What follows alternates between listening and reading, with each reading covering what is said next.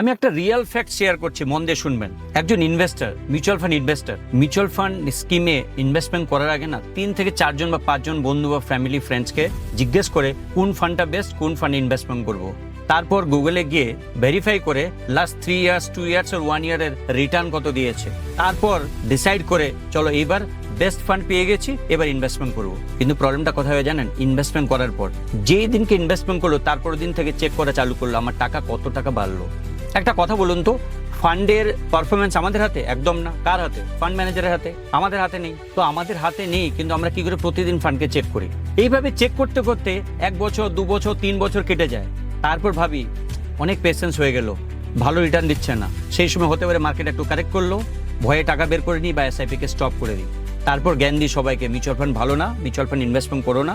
এই জ্ঞান শুনে অনেকে আবার ভয়ে মিউচুয়াল ফান্ড ইনভেস্টমেন্টও করে না। তো আমি একটা কথা বলতে চাই সবাইকে, যেভাবেই হোক না কেন মিউচুয়াল ফান্ড থেকে যদি লস করে থাকে, জানা উচিত কেন লস করে থাকে। দেখুন, মিউচুয়াল ফান্ড কিন্তু শর্ট টার্ম ইনস্ট্রুমেন্ট না, স্পেশালি ইকুইটি হচ্ছে লং টার্ম ইনস্ট্রুমেন্ট। আমরা লং টার্মের জন্য ইনভেস্টমেন্ট করেছি, কিন্তু আমরা কি করেছি?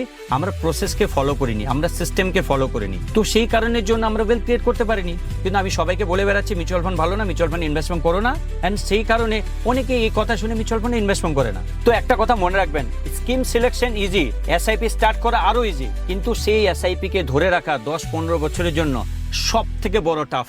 আমি সবসময় একটাই কথা বলি সবাইকে, যদি আপনি লং টার্মে ওয়েলথ ক্রিয়েট করতে চান না, you need a friend, you need a guide. একজন ফ্রেন্ড বা গাইডের সাহায্য নেন ডেফিনেটলি। কারণটা হচ্ছে মার্কেট যখন টাফ টাইম থাকবে না, মার্কেট যখন ভলেটাইল হবে, তখন সে আপনাকে গাইড করবে এখন কি করা উচিত, কি করা উচিত না। আপনার ইমোশনকে কন্ট্রোল করবে।